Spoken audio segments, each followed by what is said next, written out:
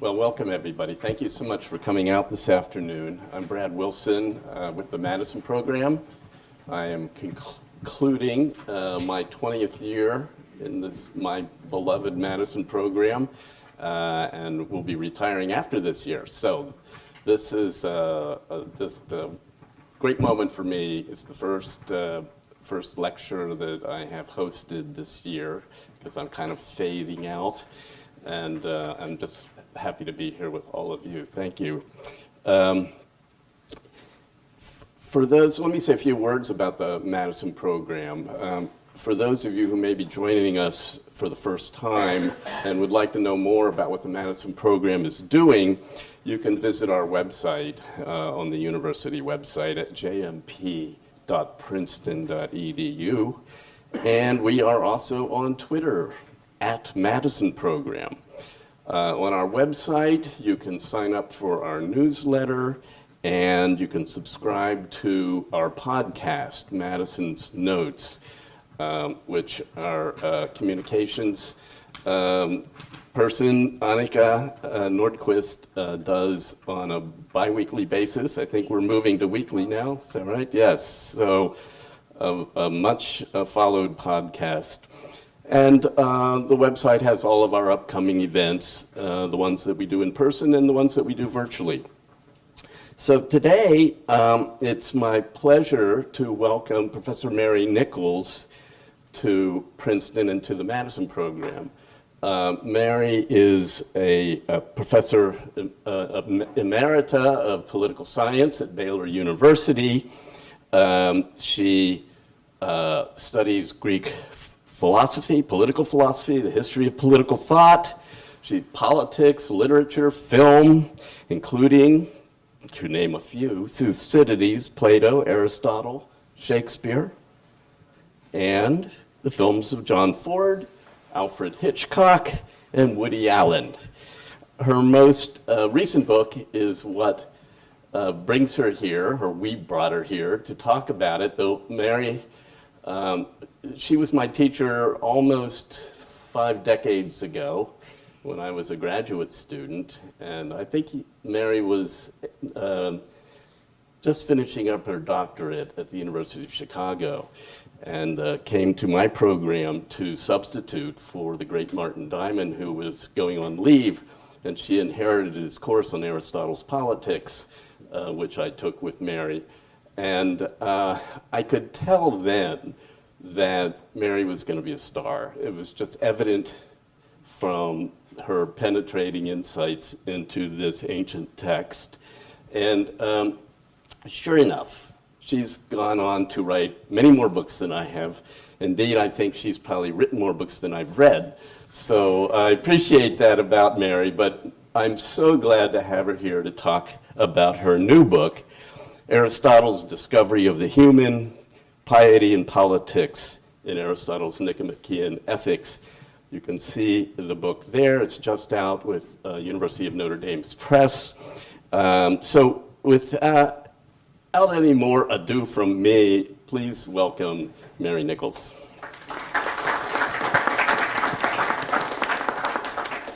Okay, thank you, Brad. Sure. And how is the mic working for you all? Good. Very good. Okay.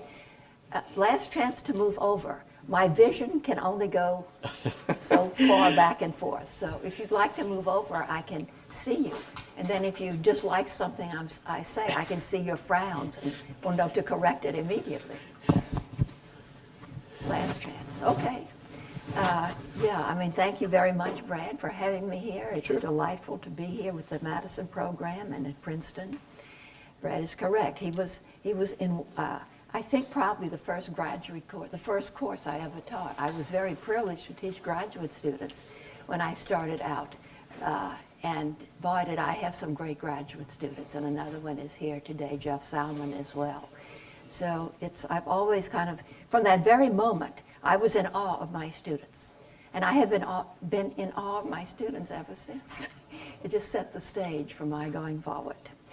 At any rate, I'm going to draw my talk this afternoon from my book on Aristotle's Nicomachean Ethics that I published last summer, in which I claim that Aristotle discovered the human This, of course, requires explanation, especially since there are more obvious contenders for such a discovery, even among Aristotle's predecessors in the Greek world, especially Socrates.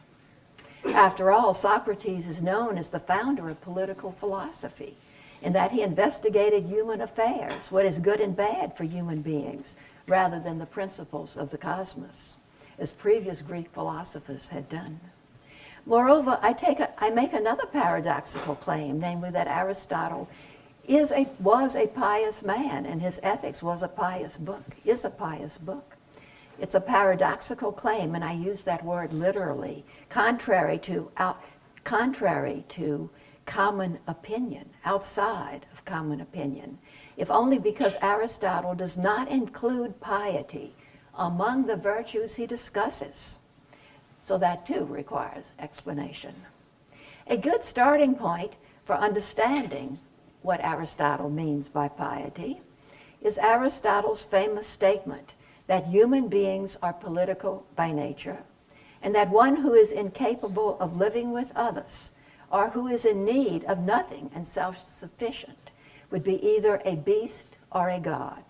Human life, even human life at its best, occupies a middle ground between the bestial and the divine, a middle ground on which human beings endowed with reason share in thoughts and actions.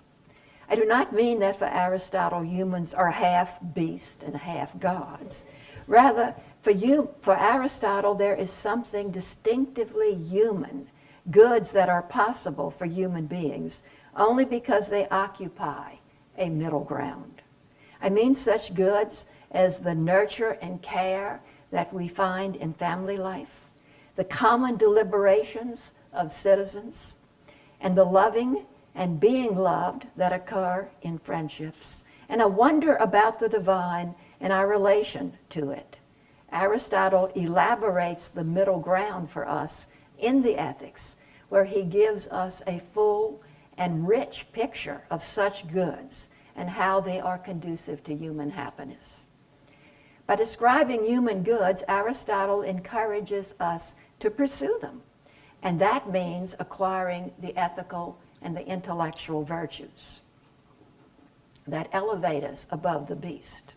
Such virtues are possible for us to acquire because, in Aristotle's words, there is, quote, something divine in us, and that is our mind, our intelligence. He's sometimes vague exactly about what to call it. He doesn't know clearly or precisely, but it plays an active and crucial role in both the ethical and intellectual virtues. Something divine makes us kin to the divine, but not divine.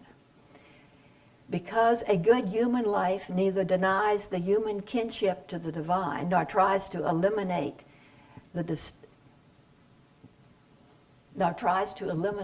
distance between the two, piety protects the space in which we can attain happiness. By implication, political communities can be judged according to how well they also protect that space. And philosophies can be judged by how well they take such possibilities into account in their understanding human life. My presentation today will focus on three crucial discussions in the Ethics, which I think shed light on Aristotle's discovery of the human. First, I'll talk about greatness of soul, or magnanimity, as it is often translated, which Aristotle calls the crown of the virtues, at least of the ethical virtues. The one possessing this virtue, Aristotle says, is worthy of the greatest things, as his name, greatness of soul, indicates, and he also deems himself worthy of them. And these are the greatest honors, those we assign to the gods. Aristotle presents him as a strange mix of piety and impiety, for he understands himself in light of the divine, but he confuses himself with the divine.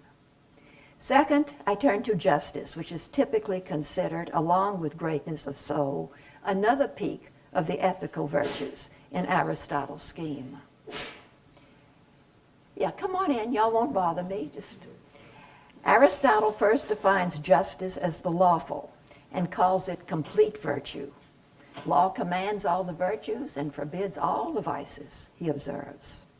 But law, as Aristotle discusses it in the 5th book of the Ethics, proves incomplete. It must be supplemented by other forms of justice that Aristotle, I will say, comes up with, that Aristotle talks about at any rate. One of those is reciprocal justice or reciprocity, which appears to occur in what we might today call civil society. Although reciprocal justice returns harm for harm, it also returns good for good, for which Aristotle finds support in beneficent deities, the Graces, whose shrines, he says, remind human beings to perform divine-like deeds of giving while receiving from others, and thus acknowledging their need, their humanity. Third, I discuss wisdom, one of the intellectual virtues in the ethics. If the wise person knows the highest things in the cosmos, he needs nothing more. He appears self-sufficient, even at one with the highest beings that he knows. And you can see some of this in the metaphysics as well if you turn to Aristotle's theoretical works. Aristotle, however, gently turns wisdom to its need to philosophize about human affairs, as Aristotle characterizes his own work when he talks of himself in the Ethics. It is not merely that complete knowledge requires understanding the human things in order to be complete. Rather, investigating human affairs involves attention to the relation between human and divine, an inquiry that renders any knowledge of the whole incomplete. Aristotle's philosophizing about human affairs in its own way ends up with a Socratic knowledge of ignorance, albeit one that culminates in a philosophy that can and must act in the world as it pursues knowledge. Aristotle explicitly criticizes those who, he says, quote, take refuge in words, as Plato's Socrates describes his conversations in one of Plato's dialogues. He criticizes, in other words, those who speak about what virtue is to the neglect of doing virtuous deeds. Okay, greatness of soul. Aristotle discusses greatness of soul midway through the 4th book as part of his survey of the virtues. It is not the first or the last of the virtues. It is one of many virtues.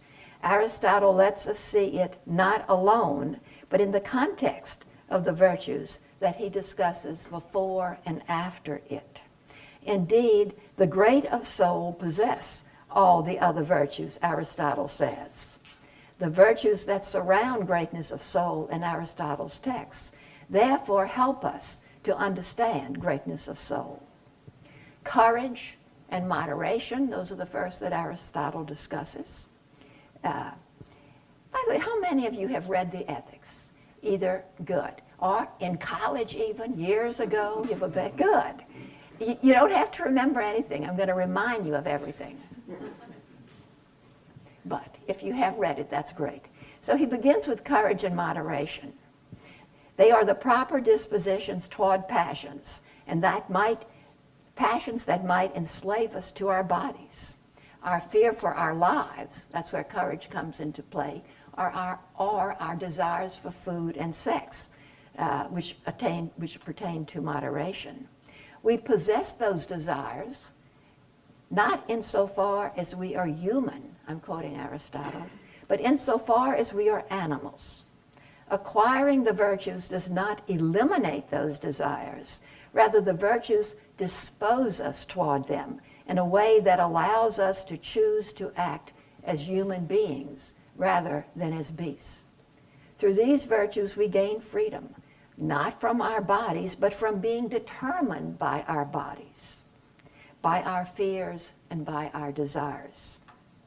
The virtues Aristotle discusses next involve our use of the freedom that we have gained, our giving or spending goods that are necessary and useful for life, resources that we need, but resources such as money and material goods. Liberality, one of those virtues, could also be translated as generosity, but it means literally freedom. You can see the word liberty in liberality, even in English. The liberal person occupies a mean. And remember, Aristotle has the virtues as means, so every virtue has an excess and a deficiency. Liberality occupies a mean between the stingy, who clings to such goods as if his life depended on them. He needs every penny he finds, whether it's jogging along the streets or, through honorable employment.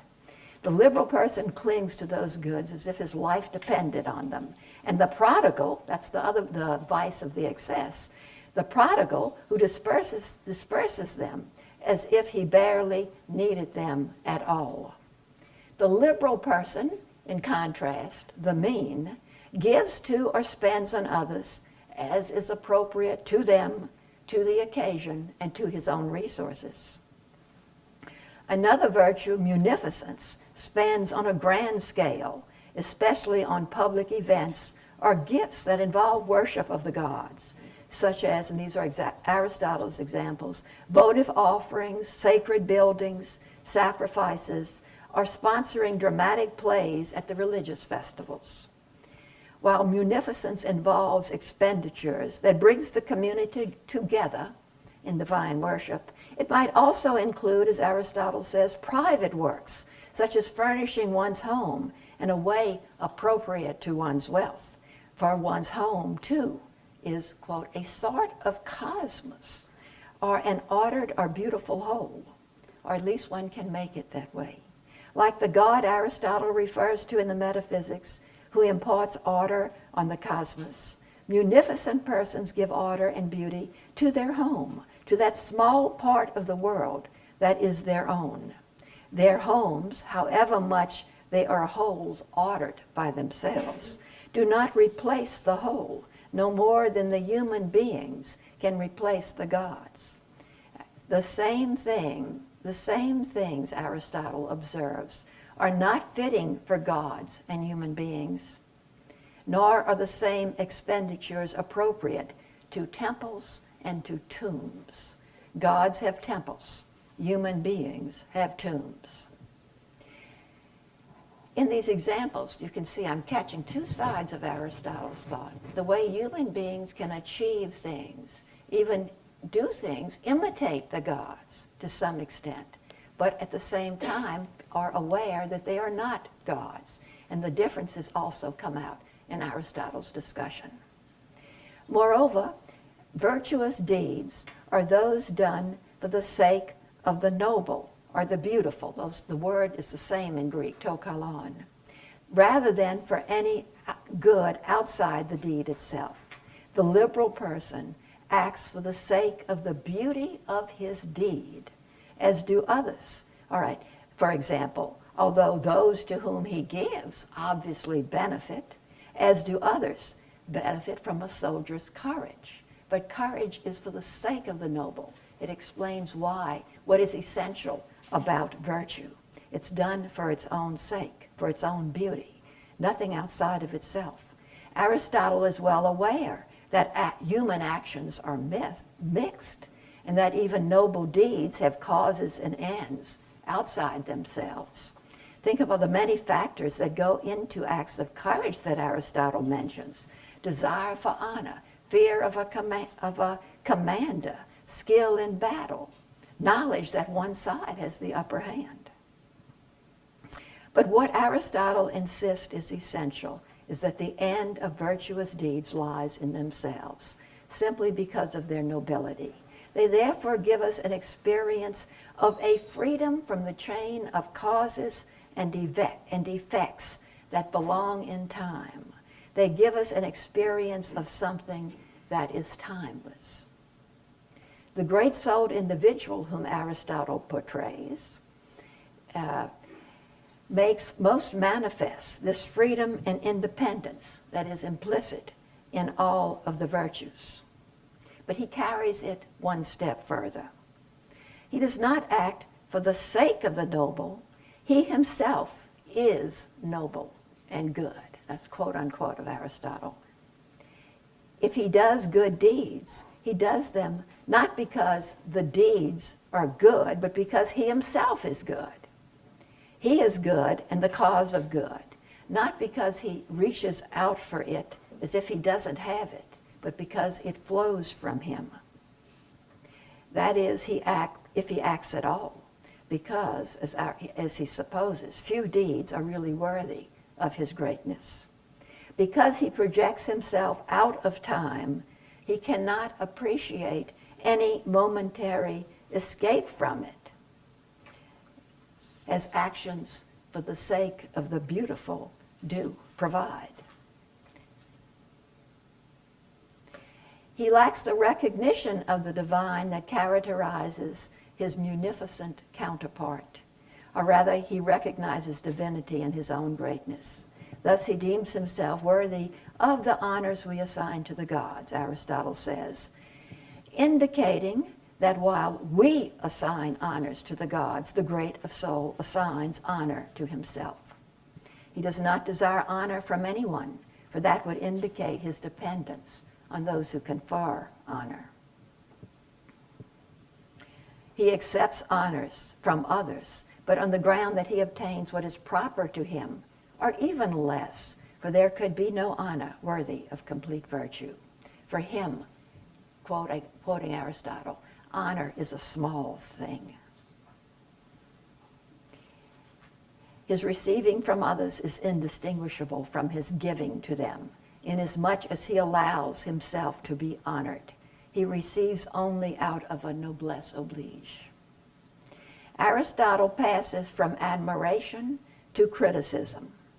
His reservations become less and less implicit.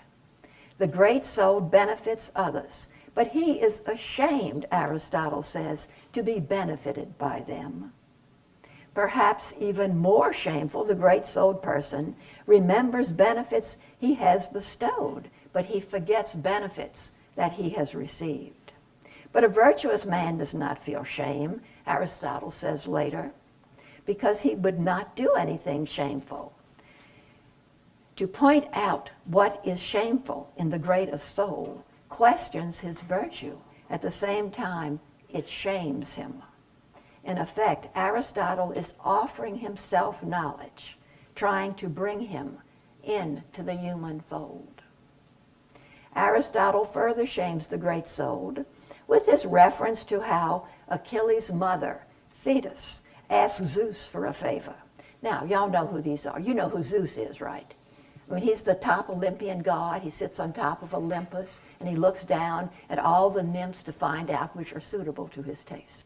That's what he does. That's why Homer calls him the father of gods and men. At any rate, in Aristotle's account, Thetis reminds the supposedly great-souled Zeus not of the benefits she conferred on him in the past, but of the favors he had given her. She does not tell Zeus, "You owe me," for the great of soul like to regard themselves as doing favors rather than as receivers of them. Thetis gets the favor she wants by confirming Zeus's understanding of his own greatness, of his own beneficence.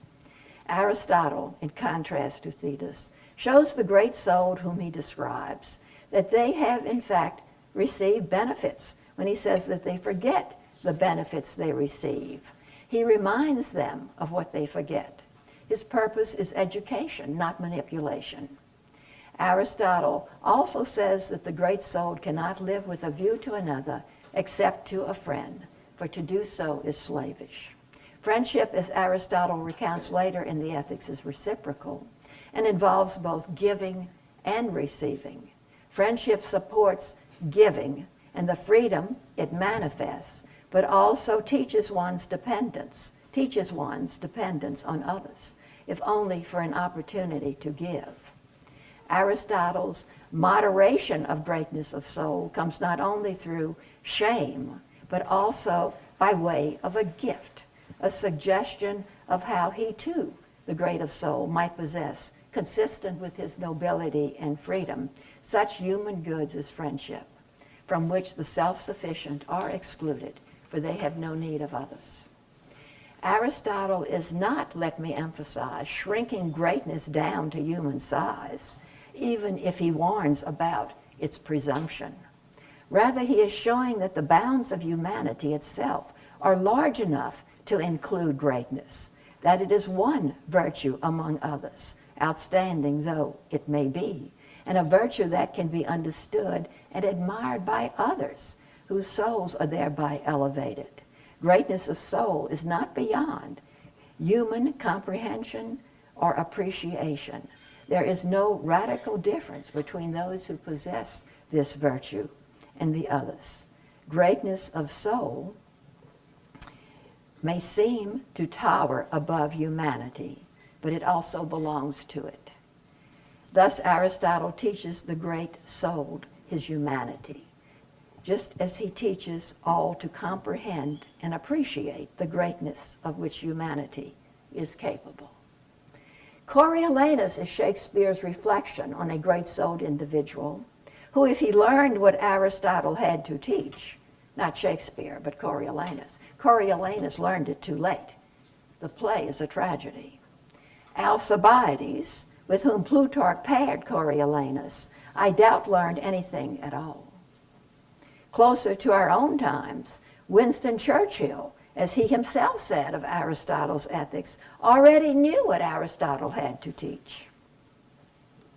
I do not regard this as arrogance, as some might, but as a recognition that his great soul deeds depended on others and that they served others, and hence he was able to enjoy family, friends, and the appreciation conferred on him by his countrymen and by the larger world. After discussing greatness of soul, Aristotle turns to other virtues, which greatness of soul would also possess if all the virtues belong to him. They are virtues that manifest a human scale. There is love of honor, found in one who assumes or at least hopes that he is worthy of honor, otherwise he would not seek it, but his seeking it also acknowledges his dependence on those who confer it. Another virtue is a proper disposition toward the passion of anger. Its deeds include defending oneself and one's relatives from harm and insult. When possessed by a great of soul, his virtue would entail recognizing his own vulnerability, his vulnerability to harm, his relation to others with whom he might have to defend. Aristotle also says that a proper disposition to anger entails at times forgiveness. Instead of forgetting wrongs done, as if no one could hurt him, the great soul now forgives others for doing so. Aristotle then speaks of three proper ways of living together and speaking and acting together, including in times of relaxation. One gives pleasure to others and receives them in turn in a way that is befitting a free person, for there are some things that should not be mocked. Sharing and reciprocity also qualify presumptions of divinity and foreshadow justice as reciprocity, which Aristotle will soon discuss. Finally, there is shame. Even though a virtuous person would have no need of it, Aristotle also points out that shame can prevent shameful deeds and thereby supports virtue. The word Aristotle uses for shame is one that also means shame before the gods. This also belongs to greatness of soul if he comes to recognize the distance between himself and the divine. Just as courage and moderation lift us above the fears and desires that we share with beasts, so too does greatness of soul if tempered by humanity. Now I move on to justice. When Aristotle next turns to justice, he considers what political life might look like if human beings hold to that space between beast and God that the virtues support and in which they are practiced. He understands the importance of justice by devoting a whole book of the ethics to it. He first observes that justice is the lawful and injustice is breaking the law. He attributes to law the highest aspiration, commanding every virtue and forbidding every vice.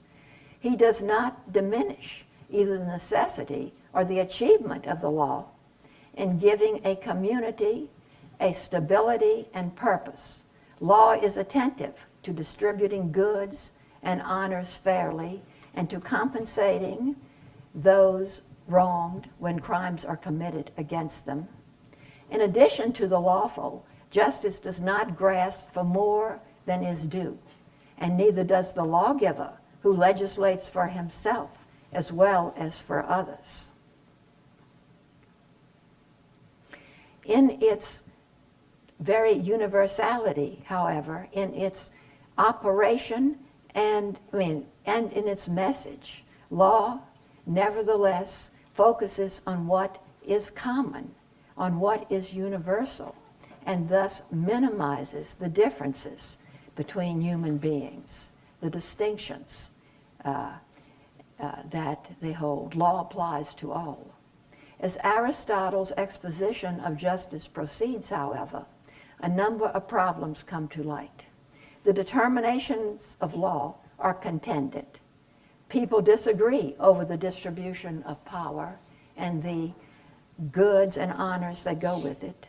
Judicial attempts to correct those who break the law are imperfect, and compensation in the case of some crimes falls short. Moreover, in emphasizing what citizens have in common, law minimizes what makes anyone distinctive. Does law sufficiently recognize freedom or the choice essential for virtuous action? Is there not a presumption of its own in law that attempts to command every virtue and forbid every vice? My questions are questions not that I am throwing out to Aristotle, but I think that I think Aristotle is throwing out to me when I read his account of justice. Aristotle's discussion of justice is replete with allusions to and quotations from tragedies. Aristotle does not stop with such implicit criticisms of the law. Just as he sought to educate the great-souled individual about his humanity, Aristotle introduces several considerations or recommendations of his own, which qualify but also support the law by rendering it more just. One of those considerations lies in his concept of equity, which is something I believe scholars admit that he himself invented. He didn't invent the word, but as Aristotle explains, the word equity is used for a range of meanings, meaning good. Equity is used just to mean good sometimes. Aristotle gives it a very specific meaning. The necessarily universal terms in which laws are framed do not take exceptions into account. Equity is different from the law, but still a kind of justice. Equity applies the law by bending it to the particular case at hand. Aristotle uses a telling phrase to describe the lawmaker who legislates in universal terms. He errs knowingly. The word for mistake or error that Aristotle uses for the lawmaker is the same one he uses in his Poetics to refer to the deeds of tragic figures. But they err in ignorance, because the lawmaker errs knowingly, understanding the limits of law to apply to particulars. He therefore allows for corrections through the justice Aristotle calls equity. Another consideration that Aristotle introduces is natural justice, which for Aristotle is a kind of political justice, which comes into play in political communities and hence supports the space in which human beings flourish. Natural justice demands laws that structure a sharing of rule within cities. Sharing rule is based on the capacity of human beings to rule themselves and therewith to rule in their communities in conjunction with others who also have the capacity to rule themselves. In the first case, equity, law becomes open to particular cases that arise over time. Equity opens up the law. In the case of natural justice, law becomes open to the contributions and the deliberations of many, because it's sharing of rule. Aristotle's interpretation of natural justice therefore rules out regimes such as Sparta, which attempt to legislate virtue, or those ruled by an all-knowing king whose knowledge is so complete that he is justified in ruling alone. These addenda to the law, so to speak, equity and natural justice, reform political communities so that they aim at the good, conduce to human happiness, and moderate the tragic tendency of the polity to accept a tyrannical imposition of unity or to fragment into conflicting parts. So too does justice as reciprocity. This is the third consideration that Aristotle introduces into his discussion of justice, into what would otherwise be a scene of human conflict and potential tragedy. His treatment of reciprocity is an especially good illustration of his attempt to rethink or to reconceive the potentials of political life. Justice as reciprocity, he says, means returning harm for harm and good for good. The law, dispensing awards and punishments, cannot satisfy the human desire to reciprocate. Justice as reciprocity is something that exists within the confines, but outside of the law, strictly speaking. As Aristotle says, people seek to reciprocate harm for harm. They do not.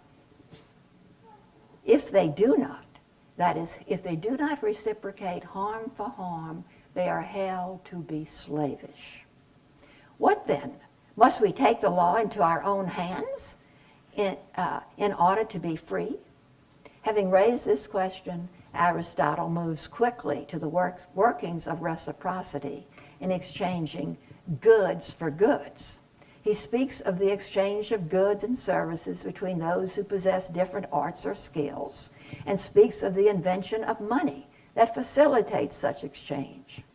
Aristotle speaks more broadly, albeit more briefly, of the mutual exchange of goods that he now says holds the city together when he mentions the Graces, the daughters of Zeus, who, as the poets describe them, dwell with the Muses in delight or good cheer.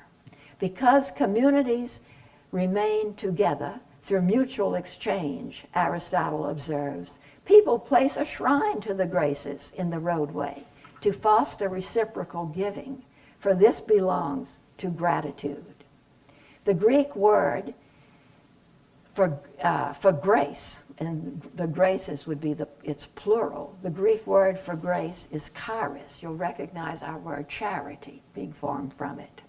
It refers to graciousness of one who acts graciously toward another or does a favor for another.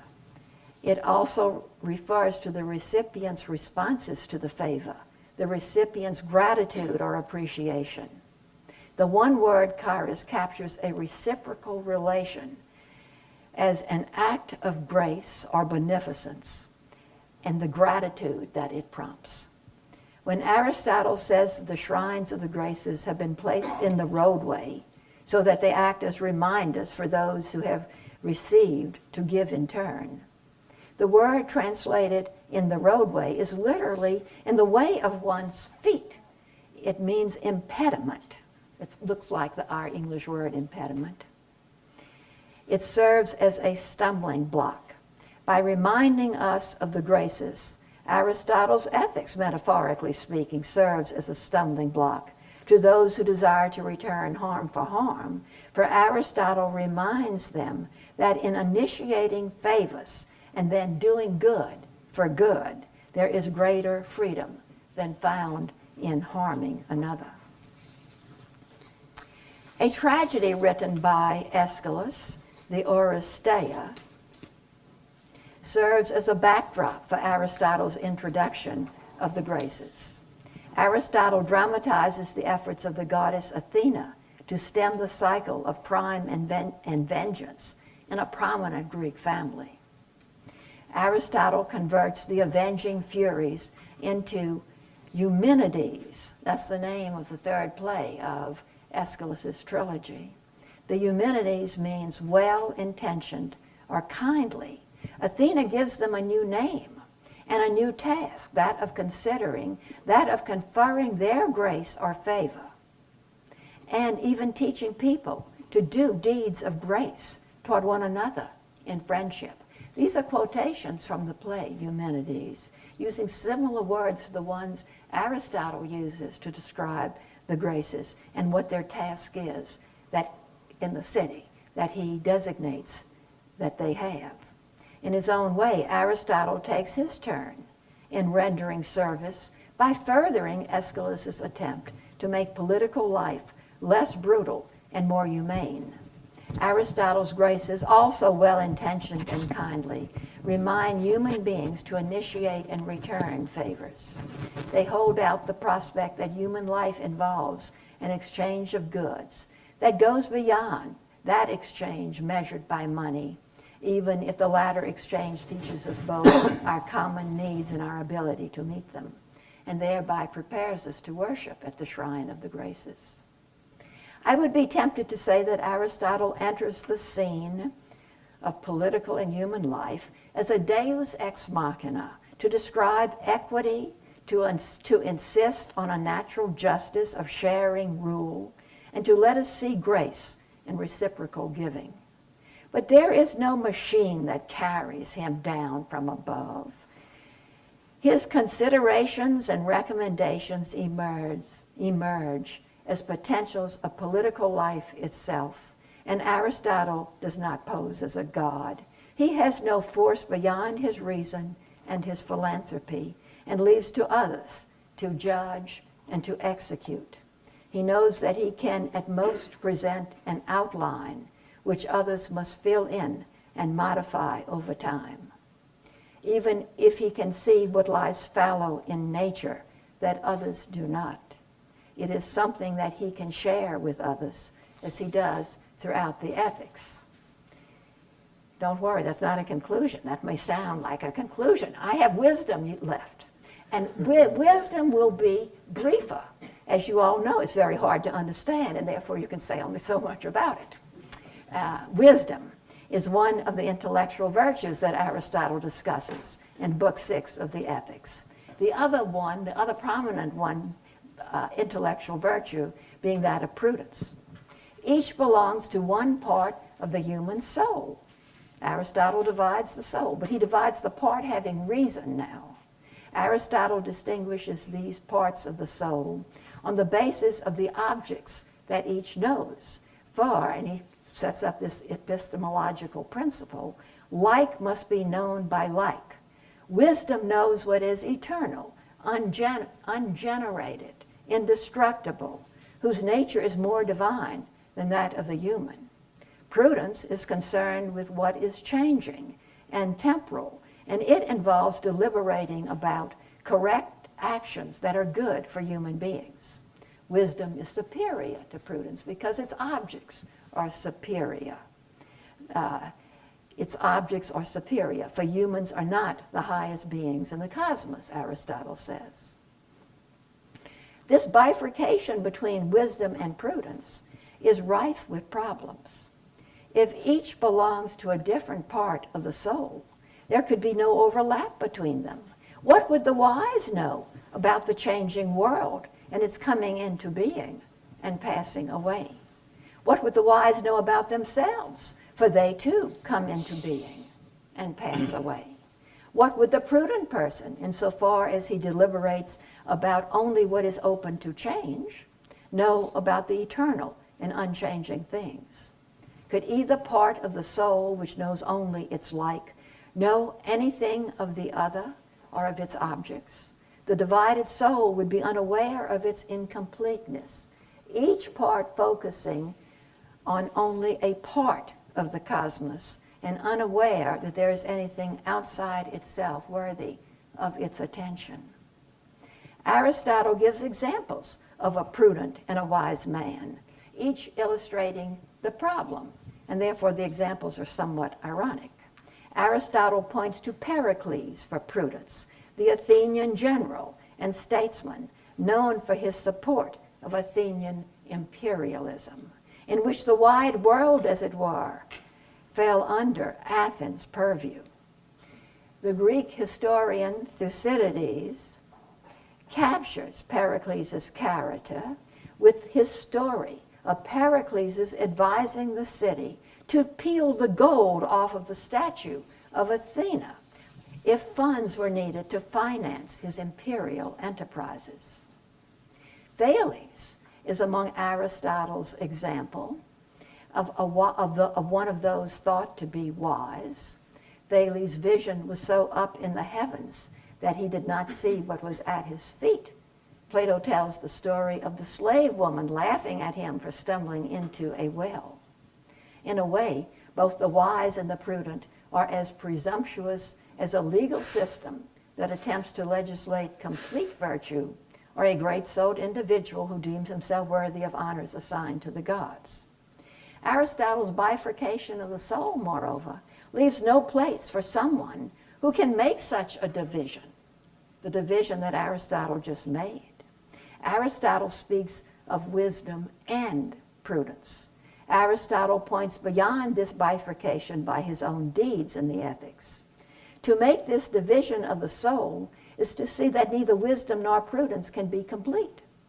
When Aristotle claims that the human being is not the best thing in the cosmos, he judges the relative goodness of the different beings in the cosmos. Each of the virtues is only part of virtue. He compares human beings to those whose natures are more divine than theirs.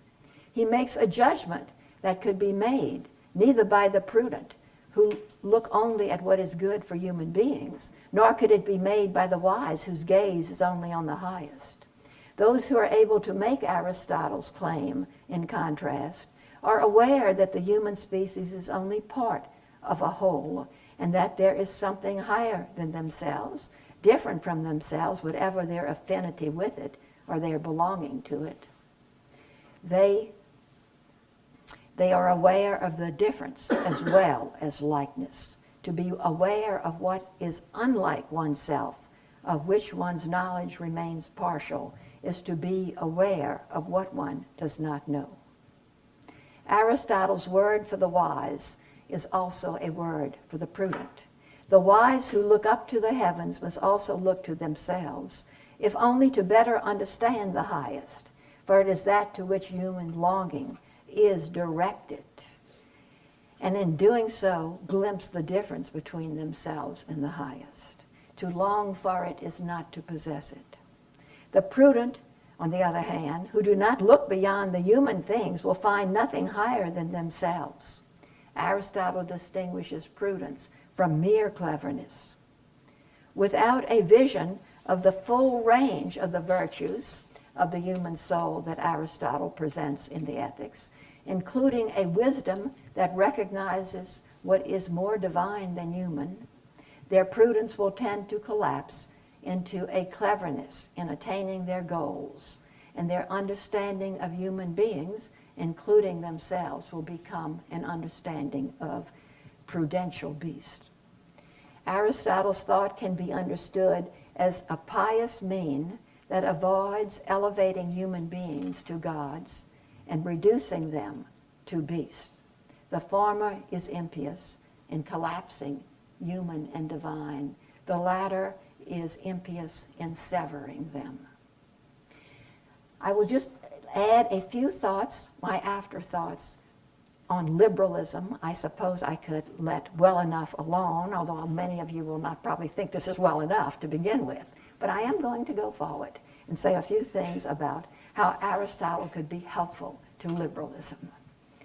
Aristotle did not know about liberal regimes, but if he visited us today, I think that he would find a lot to admire and a lot to disappoint him. There is much overlap between our liberal practices and institutions and Aristotle's philosophy of human affairs. Aristotle would approve of the space that liberal institutions provide for the exercise of freedom and self-rule, deliberation and choice, and for the sharing of rule by which Aristotle distinguished politics from despotism. Aristotle would agree that human beings should pursue happiness as they see fit, and indeed that politics should not try to command every virtue and forbid every vice. But he would be disturbed by the lack of any common understanding of what should be praised and blamed.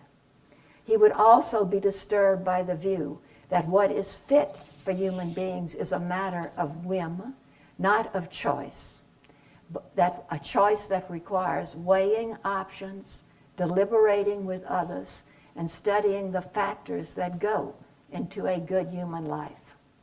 Corresponding to talk about rights, he would also look for talk about responsibility that demonstrated an understanding that those who have been given should give in return. We might think we needed, metaphorically speaking, more shrines to the graces in our roadways on which we might stub our toes. Warnings against the self-sufficiency that both politics and philosophy threaten are as useful in our day as in Aristotle's. Aristotle would know that shrines to the graces are nevertheless ineffective unless they are also erected in our institutions of learning. And so he would visit our schools to gauge the extent to which they foster ethical and intellectual virtue. He might be befuddled by what our colleges and universities mean when they say they offer a liberal education. I imagine if an American president offered him the cabinet post of his choice, he might choose to serve as Secretary of Education. He would not choose to return to his own Greek world with its close-knit cities, for which he actually had as much, if not more, criticism than appreciation. He would find greater potential in liberalism for flourishing human lives. Finally, I think that Aristotle would approve of the First Amendment with its protection of liberty, including religious freedom and its Establishment Clause. He would interpret those clauses in terms of his understanding of piety, finding in its protection of religion an assumption of the human affinity to the divine, if religion is something to be protected. And he would find in its Establishment Clause a recognition of the human distance from the divine. We cannot have an established religion. We do not know enough to have such a thing. To integrate religion and politics too closely, as some might want to do, and some have done throughout history, would endanger freedom and presume to know what we don't know. Knowing how much we do not know, in contrast, fosters tolerance and forms an obstacle to fanaticism or zealotry in secular as well as religious forms. On the other hand, to separate religion and politics too far would endanger the support that each might give to the other, and with it both an awareness of the incompleteness that moderates our expectations, as well as the confidence that we need, the self-esteem that we need to support our virtuous action. Thank you.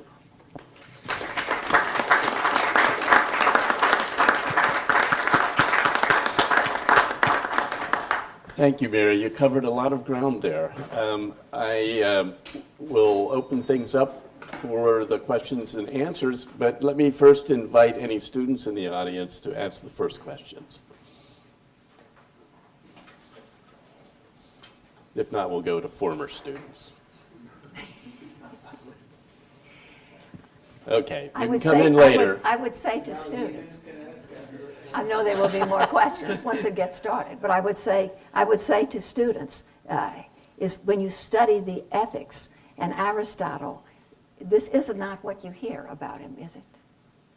So to some extent, yes. Of course, if it's my former students, it is closer to what you have heard about him. True enough.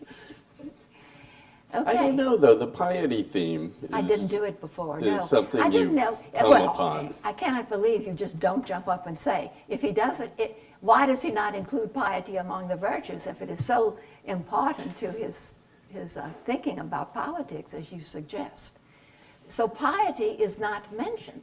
I was just following along in my younger days, just trying to understand anything he said, so that I could present it to students.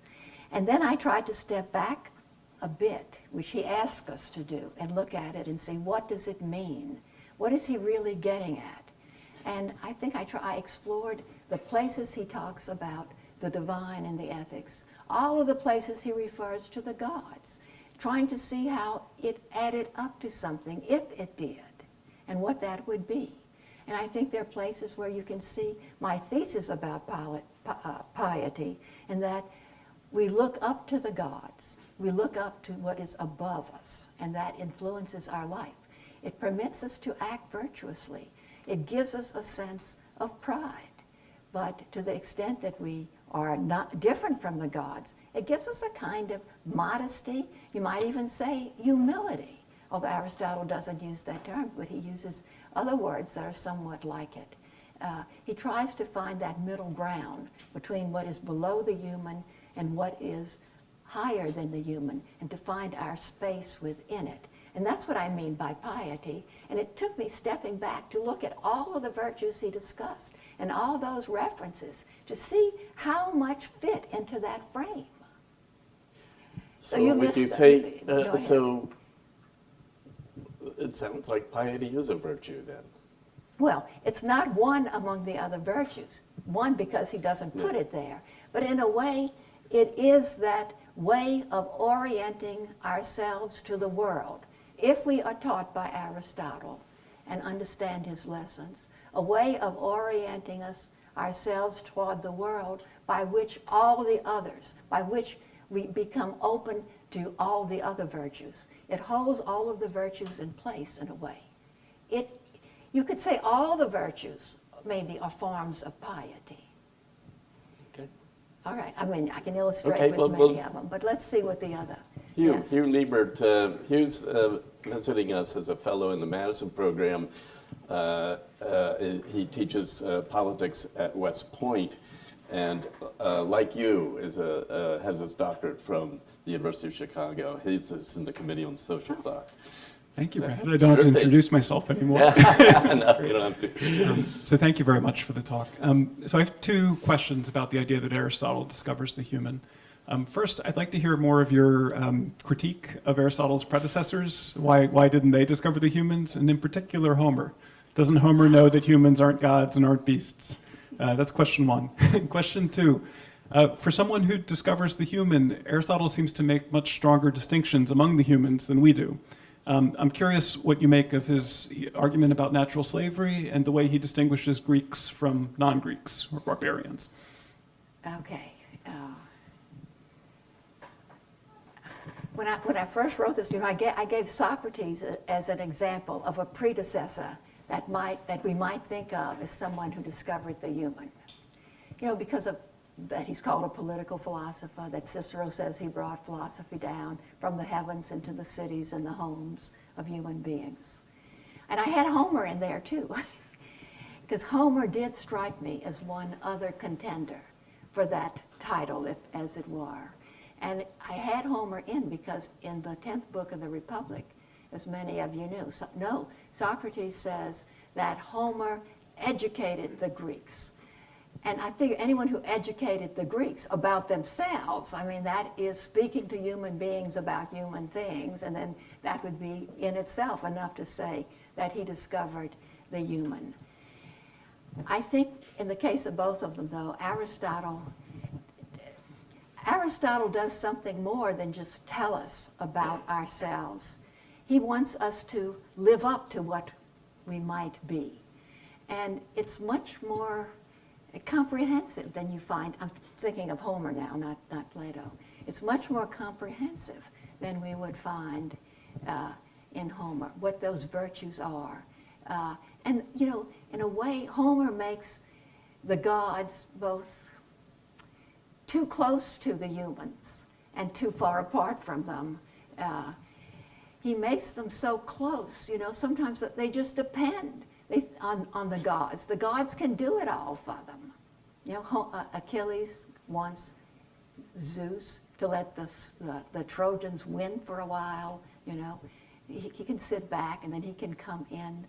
They feel too close to the gods, and they don't understand any kind of humanity or moderation, at least till the end. Maybe Achilles does by the end of the 24th book of the Iliad when Priam visits.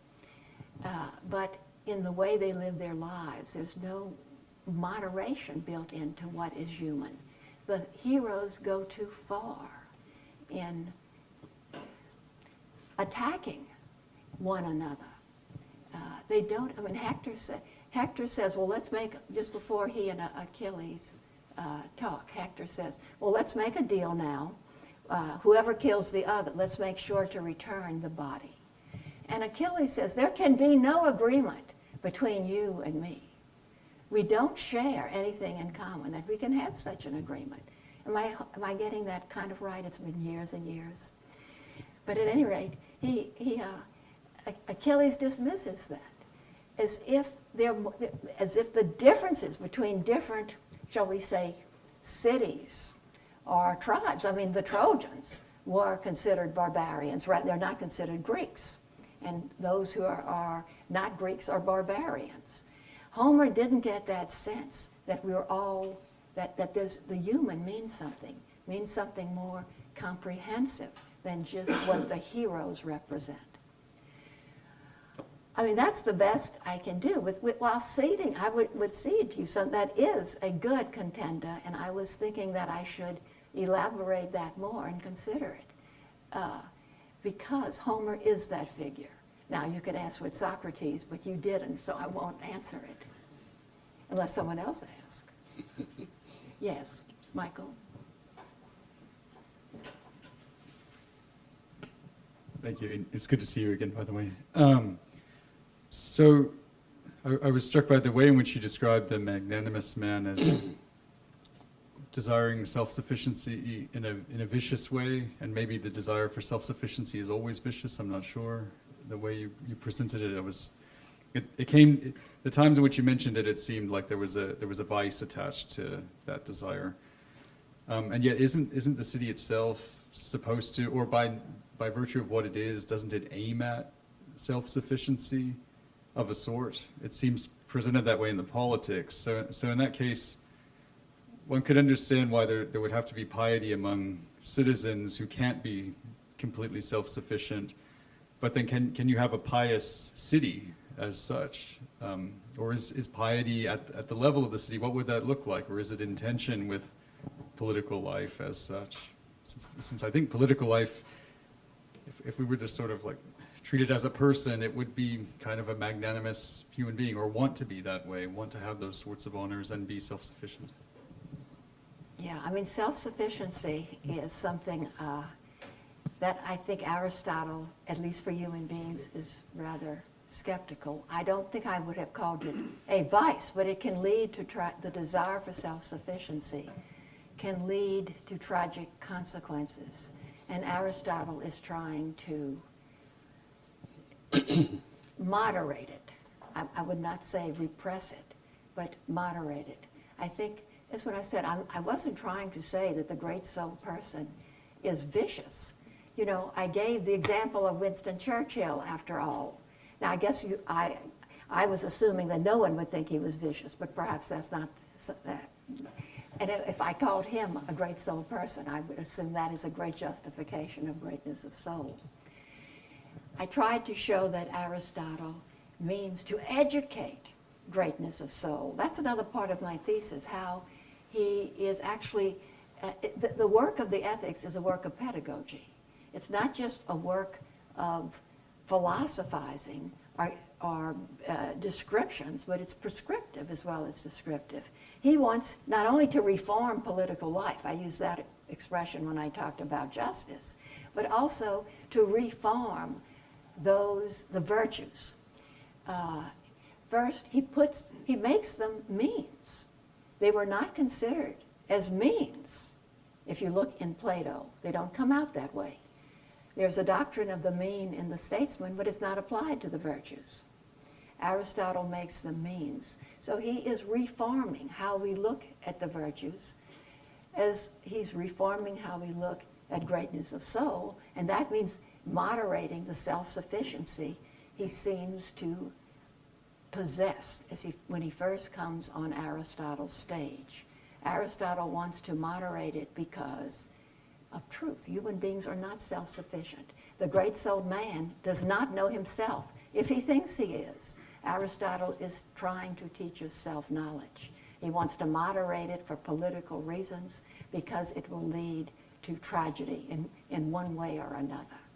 You know, when Aristotle gives you names of great-souled people, he doesn't in the Ethics, but he does in the work called the Posterior Analytics. He mentions Alcibiades, he mentions Achilles as those who cannot endure. Ajax is another one, and you know there's a tragedy involving Ajax as well. They cannot endure insult. They think, well, but look, the fact is they are insulted, they can be harmed, and their striking out shows their lack of self-sufficiency. So Aristotle's trying to help. He's trying to help political life, and he's trying to help greatness of soul. But in greatness of soul comes the freedom and the independence that belongs to all the virtues. I said that too. I said he's not trying to shrink it down to size, a human size. He's trying to shrink. What's the opposite of shrink? Expand. Expand what we understand to be the human, to include greatness of soul. And I see him doing that as he goes on to talk about his possessing all the virtues and doing it on human scale. The city, why the city does take care of a lot of the needs of human beings, but those within the city, why is it self-sufficient? It is a city, and to the extent it's a city of artisans, and they can all exchange different goods, and it becomes a city that takes care of needs. The needs, though, that human beings have go much beyond the material or the body, as Aristotle keeps saying time after time. And because the intellectual virtue or wisdom, in a way, is not possible. Philosophy is possible for Aristotle, but not wisdom. I know that is another controversial statement. But for that reason, human beings cannot be self-sufficient, because they cannot become wise. Now, I don't see how Aristotle may say in some ways the city is self-sufficient, because it's a city of artisans and they can exchange goods, but in other ways as well. Because it can legislate virtue, well, he's got a lot of problems with that idea too. It really isn't self-sufficient in the ultimate sense. People try to make it self-sufficient, but I think Aristotle qualifies that understanding of it as he goes. Hold on, Aaron. I just have two things on my mind that I want to get off my mind. One is, if Aristotle doesn't think wisdom is possible, what do you think it is that Aristotle knows he doesn't know? I think he doesn't know how to explain or comprehend the highest thing, which he sometimes calls God. He knows it is so unlike the human that there's something beyond the human, and as he says, to some extent, like has to be comprehended by like. We can comprehend unlike to know that it is sometimes, but not what it is. He uses that expression. I think he believes we cannot know the highest things in the cosmos, and we cannot know then our relation to them if we can't know them. And to that extent, there is a kind of modesty in self-knowledge. It includes that Socratic knowledge of ignorance, as I said. Okay. And now here's a question that I hope you can answer. Did the author of the Tragedy of Coriolanus ever read Aristotle's Nicomachean Ethics? He read quotations from it, I know. Okay, sure. well, that's something. That's something. And what I'm thinking about is there is a, well, unless it's not a direct quotation, but it's become common knowledge by his time, how truths seep down, it's kind of hard to say. But in Troilus and Cressida, there is a discussion where it is said that the young should not study politics. Yeah. And that, I think, is when he got from Aristotle and not Socrates. Right. Good. Okay, Aaron, Harold. Thank you for your talk. I wanted to ask about the idea of virtue as an end in itself. Is this something, how sustainable do you think this is to Aristotle, or does virtue have to point to something outside itself? A couple examples. So I use this example with my students. Someone who charges into a burning building to save a small child is clearly courageous. Someone who charges into a burning building to save a plant is not. Same action, different end. Alternatively, there could be conflicts among the virtues, right? You could have someone who's courageous but unjust, like a courageous Nazi. That would be someone who's less admirable. And then also the great soul man, right? Someone who he's all dressed up with no place to go. So I've heard put sometimes that he's so serious, so sour even. So one difference between him and Churchill is that Churchill was a great laugher. He told a lot of jokes, but the great souled man doesn't like humor. And it always occurred to me that what does the great souled man do? I mean, what does he do from 9 to 5? He just kind of sits there and thinks about how great he is. And so I've always wondered whether that presentation is actually comic. Could you see Aristotle sort of making fun of this guy? I think it is. It is. He very easily could become either a tragic figure or a comic figure. I didn't say everything here that's in my book. I guess you're happy about that, because it would have gone a little longer, Brad.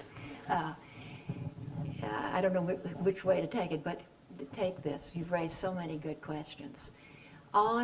Maybe I'll try to go backwards, and if I leave things out, you can remember and ask me again. But it is true that there is I said he moves from praise with the greatness of soul to criticism. But the criticism is implicit, but he's not trying to throw him out, he's trying to save him. I see Aristotle not so much as criticizing people who are imperfect virtues that he describes, or incomplete virtues, but trying to save them, to find what is good in what is there, and to show them what is missing that would make them even better. There's a formula for what I think Aristotle is doing in every case. With greatness of soul, as I said, after the virtues he discusses in Book 4 of the Ethics, after he talks about greatness of soul, are like virtues on a more human scale. But the great of soul is supposed to possess all the virtues. So he's got to think about them. In other words, I see him, or the potential of greatness of soul, maybe in most of us, but we have to think about what it is and how to moderate it and what's to be included in it. Aristotle's letting us do that. Okay, so one of those virtues is a virtue for play. It's one of those three that are called the social virtues. And I said he goes to those virtues that are for living together, even in times of recreation or relaxation. One of those is for the virtue of play. And he calls it's translated as wit. It means making good turns. There's something playful in that virtue. And I think, to begin with, I think Aristotle possesses it and illustrates it throughout the Ethics, where he is playful and makes all kinds of puns, the twist of words. And that's exactly what the word means literally, able to make good turns.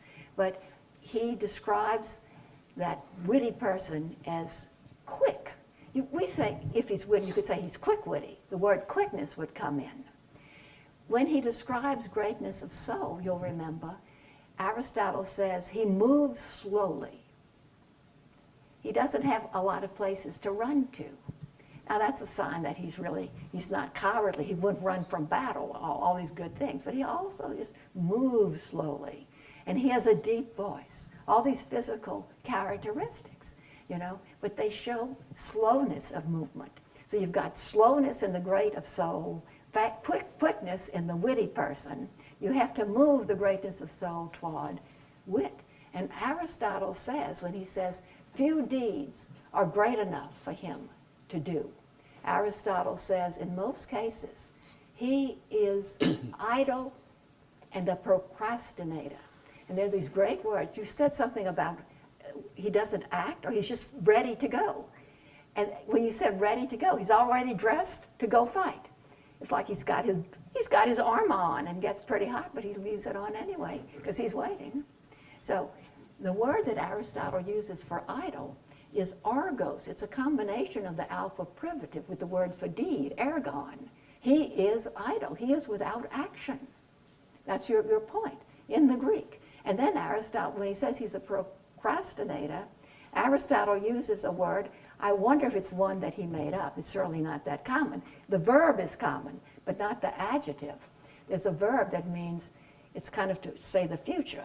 I am about to give a lecture. I am going to give a lecture. It's a kind of way of saying the future. And the word there's a verb like that in Greek, mello. And Aristotle says, the great souled man, I'll translate it literally, is about to do, is always about to do. He's about to doer. I can't put it exactly into English, you see, but he is one, and they say procrastinate is a good English translation, but the Greek is even better, because that means he never actually does. If you are about to do something, you are not doing it. And so you're right, he is, in a way, a comic figure. But Aristotle does not want to lead. And if he actually did, we've got some dangers there, I think, that could lead to tragedy, because he thinks of himself as self-sufficient. One of the lines in the description of magnanimity is that he collects around his house useless but beautiful objects. Useless. They're not going to be much good if he ever needs anything. But he looks upon himself as someone who does not need anything. So that I agree with Aristotle trying to present him as a comic figure, but he wants to see what the good is in him. That is this attempt to be self-sufficient. It is the basis for action. If you can also understand, you have to act. You have to express your virtue. You have to go after good things. You don't just possess them in yourself. And I think Aristotle is trying to show that if he is moderated by love of honor, by attention to those, by some anger, because he doesn't, some anger at injustice. The great of soul would say, oh, not a problem. I'm fine. I'm not bothered by any wrong done to me.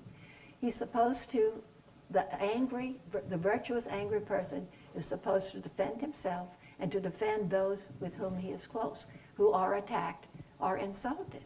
He's attached to others. So every one of the virtues that come after greatness of soul, if he possesses them, can make him, I would say, even greater, but not in the sense that Aristotle first described him. At the same time, they would make him more human. And that's what I was suggesting when Churchill said he already knew what Aristotle had to teach. It wasn't just about his own greatness, of which he was well aware, but of ways in which he too was a human being. And he had family whom he loved very much, a beloved wife. He had friends, and he served his country and Western civilization as he understood it. Now that's going backwards, your thing about greatness of soul and wit. What did your question begin with? The virtue as an end in itself. Yeah, I mean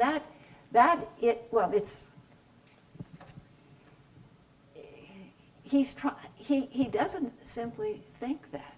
It is a way of characterizing a kind of, the act having a kind of freedom. Look, if you are running to save someone into the burning building, or whatever you're trying to save in the burning building, you are risking your life. But it always has an end, otherwise it would just be foolishness. You cannot abstract simply from the end. But that's what virtue tries to do. It tries to when he says it is for the sake of itself or for the sake of the noble, something in itself. That's what he means by noble, something that has no end outside itself.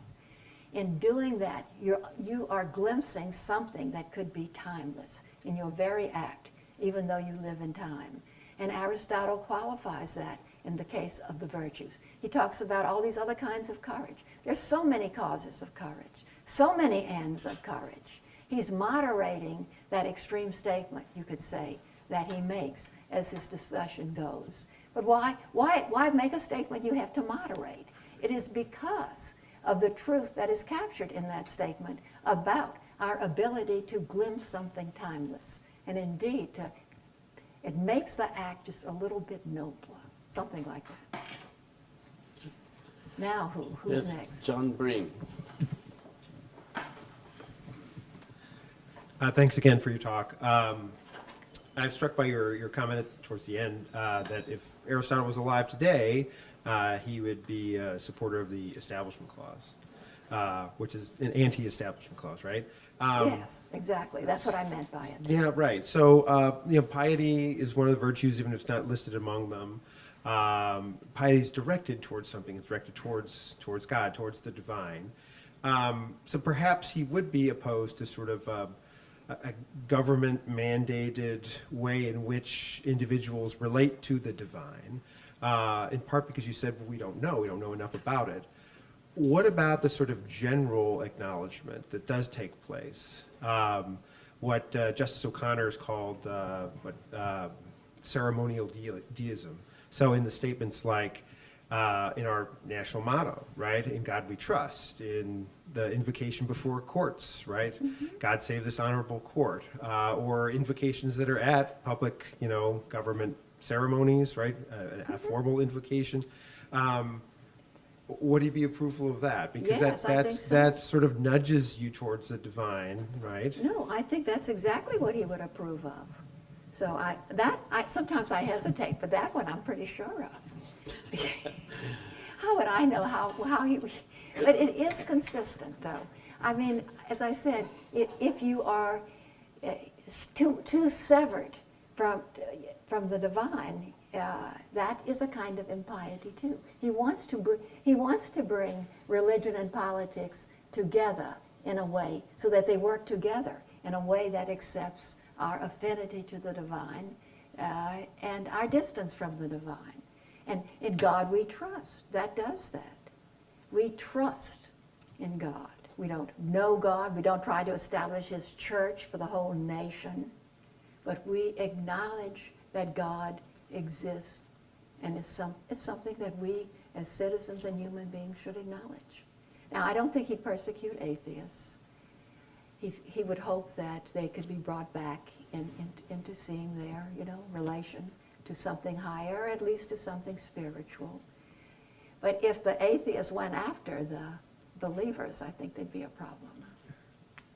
Anyway, yeah. We have time for one more. Yes, sir. Thank you. Very much enjoyed your talk. The points that you made about justice, I was curious on the juxtaposition of it sounded like an eye for an eye was okay, tempered with a latitude, that a judge might have. But in terms of virtues, where would he have ranked like a more Christian, unlimited well of forgiveness, type of mentality along with the equity and justice that you mentioned? Unlimited forgiveness. I think Aristotle does talk about forgiveness as a good thing. I mean, it is surprising for those who make that, clear distinction between Christianity, which is forgiving, and Aristotle's virtues. When he talks about equity, for example, he says it is, and he talks about the person who practices equity in his own life, as well as the judge who bends the law to fit the situation. It tends to forgiveness. it tends to be less severe than more severe. You could say a particular situation that you're judging, the law might fail it in either direction. But Aristotle clearly brings up the forgiveness that goes into equity. You commit a crime, there are extenuating circumstances, you forgive the crime. You don't forgive any crime that's ever committed. You always look at the circumstances. So it's not this absolute or there are bounds or limits, but you do look at the circumstances and you forgive, and that is characteristic of the human. I don't know that one. That one I don't know the answer to. I don't know if I should be speculating for Aristotle. It seems a little presumptuous, but it doesn't bother me that much. But he thinks life is sacred, and I can find some places that support that idea. He uses the word sacred or holy, but taking of life is unholy. But there are some crimes that have to be punished. So I think, and I don't know what he would say on that one. I think it would fit the kind of regime, the kind of polity we are, and what the expectations are, what the virtues are, how frequent are such crimes that should have the death penalty. I don't think he could rule it out. You might forgive you might forgive him, but you have to execute him because he's, going to kill someone else. I don't think that gets in the way of forgiveness. Well, Mary, it's been delightful to be your student again for an hour and a half. It's been a really interesting evening, so thank you so much. Oh, it was my Please join me pleasure. in thanking Mary Thank you Nichols. all.